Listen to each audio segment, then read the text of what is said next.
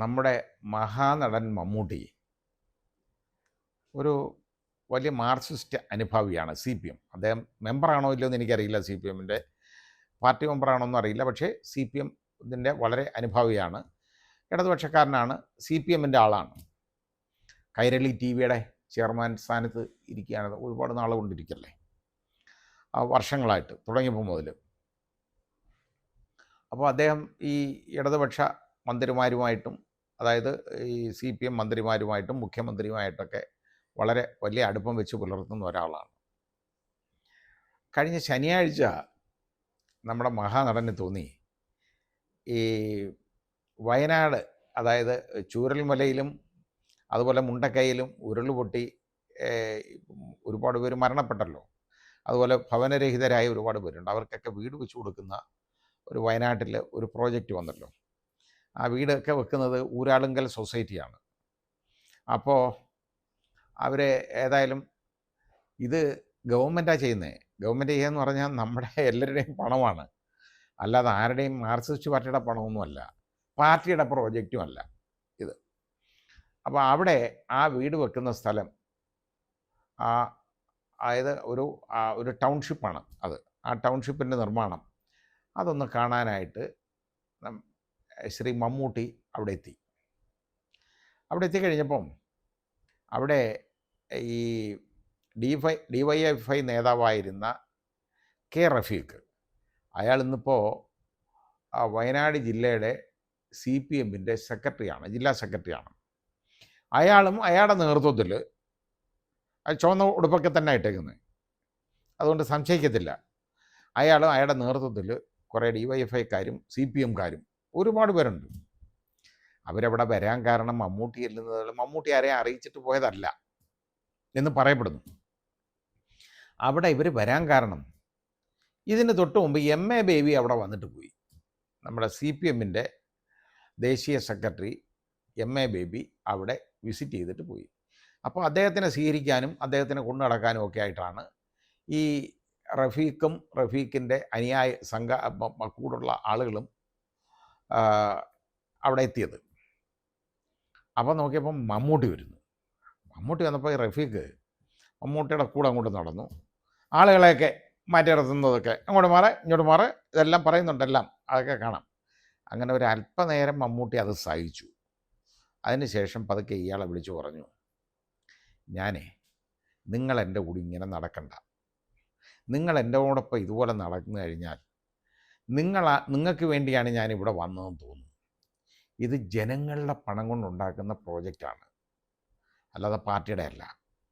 അർത്ഥശങ്കയ്ക്കിടയില്ലാത്ത വിധം മമ്മൂട്ടി ഈ റഫീഖിൻ്റെ അടുത്ത് പറഞ്ഞു. അത് മമ്മൂട്ടി ഇങ്ങനെ പറയുമ്പോൾ ആളുകൾ പറയും തലക്കനം കൊണ്ട് പറയുന്നതാണ്. ഇത് തലക്കനമല്ല, കാര്യമാണ് പറഞ്ഞ മമ്മൂട്ടി. കാര്യം ശരിയാണ്. ഇയാളിങ്ങനെ കൂടെ നടന്നിട്ട് ബാക്കി നിയന്ത്രിക്കുക, അങ്ങോട്ട് പറയില്ല ഇങ്ങോട്ട് പറയുക, ആളുകളെയൊക്കെ മാറ്റി നിർത്തുക, ഇത് മമ്മൂട്ടിക്ക് അത് കാണിച്ചു കൊടുക്കുന്നു. ഇതൊക്കെ വരുമ്പോൾ ഉടനെ ഒരു ഈർഷ്യ മമ്മൂട്ടിക്ക് തോന്നുന്നതിൽ ഒരു തെറ്റുമില്ല. ആ പറഞ്ഞ കാര്യം സത്യവുമാണ്. മമ്മൂട്ടി ഇവിടുന്ന് ഇവന്മാർ ചോന്നുകൊണ്ട് പോയി അവിടെയൊക്കെ കാണിക്കുക, അവന്മാർ ഒരു പ്രോജക്റ്റിന് വേണ്ടി ഒരു പരസ്യമായിട്ട് കൊണ്ടുനടക്കുക എന്നുള്ള ഒരു രീതി വരും. അത് വരരുത് എന്ന് കരുതി തന്നെ അദ്ദേഹം പറഞ്ഞതാണ്. ആ പറഞ്ഞതിൽ ഒരു തെറ്റും കാണാനില്ല. പറഞ്ഞത് ശരിയാണ്, 100% ശരിയാണ്. ഇവർക്ക് അപ്പോൾ അയാൾ മാറി, ഇളിപ്പിനായിട്ട് മാറിയിട്ടുണ്ട്, മാറി നടന്നു കണ്ടു. അപ്പോൾ ഇതേ തുടർന്ന് ഇത് കഴിഞ്ഞപ്പോൾ നമ്മുടെ പെരുമ്പളം പാലം ഉദ്ഘാടനം വന്നല്ലോ. അതിന് മമ്മൂട്ടിയുടെ വോയിസ് മെസ്സേജ് ഉണ്ടായിരുന്നു. വാനോളം മാർക്സിസ്റ്റ് പാർട്ടിയെയും അതുപോലെ ഈ ഗവൺമെൻറ്റിനെയും പിണറായി വിജയനെയൊക്കെ പുകഴ്ത്തിയാണ് അദ്ദേഹം അതിൽ സംസാരിച്ചത്. ഇതിലും വലിയ ഇത് വേറെ ഇവരായതുകൊണ്ടാണ് ഈ പാലം കിട്ടിയത്, ഇല്ലേ പാലം കിട്ടത്തില്ല, ഇല്ലേ എല്ലാം കായലിനകത്ത് മുങ്ങിപ്പോയനെ എന്നുള്ള രീതിയിലെല്ലാം പറഞ്ഞു. അത്രയും പുകഴ്ത്തിയിട്ടും ഒരു പ്രയോജനം ഉണ്ടായില്ല. കാരണം അപ്പോഴത്തേക്ക് ഇതങ്ങ് വൈറലായല്ലോ, ഈ റഫീഖിൻ്റെ അടുത്ത് ഇങ്ങനെ സംസാരിച്ചത്. സോഷ്യൽ മീഡിയയിൽ തെറിയോട് തെറി ശ്രീ മമ്മൂട്ടിയെ. അദ്ദേഹം എത്രയോ അവാർഡുകൾ വാരിക്കൂട്ടിയിട്ടുള്ള മനുഷ്യനാണ്, എത്രയോ വലിയ മഹാനായ ഒരു കലാകാരനാണ്. ആ കലാകാരനെ കൊണ്ടു നടന്ന് ഇതുപോലുള്ള ഓരോ കാര്യങ്ങളൊക്കെ ചെയ്യിപ്പിക്കും. അപ്പോൾ ഇവിടെ അദ്ദേഹത്തിൻ്റെ സ്വന്തം ഇച്ഛയാൽ പോയതാണ്. ആ പോയപ്പോൾ അത് പാർട്ടി കളർ കൊടുക്കാൻ നേരത്ത് അദ്ദേഹം പറഞ്ഞു അത് ശരിയല്ല, നിങ്ങൾ എൻ്റെ കൂടെ നടക്കരുത്. ഇങ്ങനെ നടന്ന ആൾക്ക് അത് തെറ്റിദ്ധാരണ ഉണ്ടാവും. നിങ്ങൾ വിളിച്ച് എന്നെ കൊണ്ടുവന്നതാണ്, നിങ്ങൾക്ക് വേണ്ടി ഞാൻ വന്നതാണ് എന്ന് തോന്നും.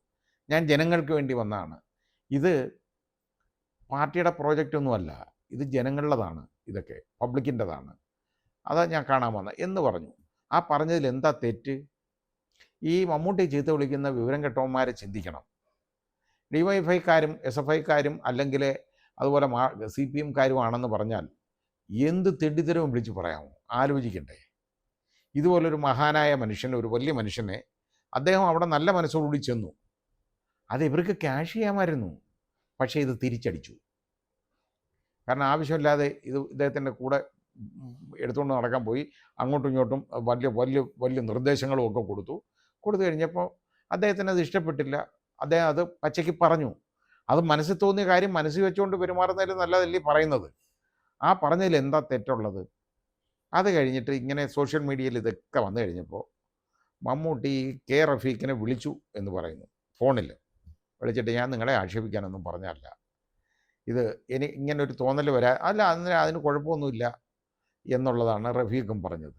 സാരമില്ല പറഞ്ഞാൽ എനിക്ക് ഇതുപോലെ കേട്ട് നല്ല പരിചയമുണ്ടെന്നുള്ള രീതിയിൽ മറുപടിയും പറഞ്ഞിട്ടുണ്ട്. കാര്യം തീർന്നു.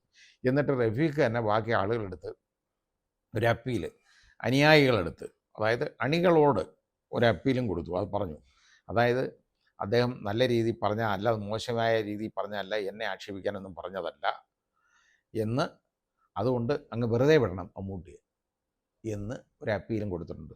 ഇനിയെങ്കിലും യവന്മാർ അദ്ദേഹത്തിന് വെറുതെ വിടുമായിരിക്കും. ഏതായാലും പെരുമ്പളം പാലത്തിന് വേണ്ടി പറഞ്ഞതെല്ലാം പോയി. കാരണം അതിനപ്പുറത്തോട്ടുള്ള തെറി മുഴുവൻ കേൾക്കേണ്ടതായിട്ട് വന്നു. സോഷ്യൽ മീഡിയ അറ്റാക്ക് എന്ന് പറയുന്നത് വളരെ വലിയ അറ്റാക്കാണ്. ഇനിയിപ്പോൾ ഇത് ഞാൻ പറഞ്ഞതുകൊണ്ട് യവന്മാർ ചിലപ്പോൾ എന്നെ ചീത്ത വിളിച്ചെന്നിരിക്കും കേട്ടോ. എനിക്ക് പ്രശ്നമൊന്നുമല്ല. കാരണം സ്ഥിരമായിട്ട് പറയാറുള്ള കുറേ ഓരോരുത്തന്മാരുണ്ട്, എനിക്കറിയാവുന്നവന്മാരാണ് ഇതിനകത്ത്. എനിക്ക് അവരെ നേരിട്ട് അറിഞ്ഞുകൂടെന്നുള്ളേ ഉള്ളൂ. ഇതിലെ പല കമൻറ്റുകളും കാണാറുണ്ട്. ഇതിനകത്ത് ഇപ്പം മമ്മൂട്ടി ചെയ്ത തെറ്റെന്താണ്? നിങ്ങൾ തന്നെ ചിന്തിച്ചു നോക്കിക്കോളൂ.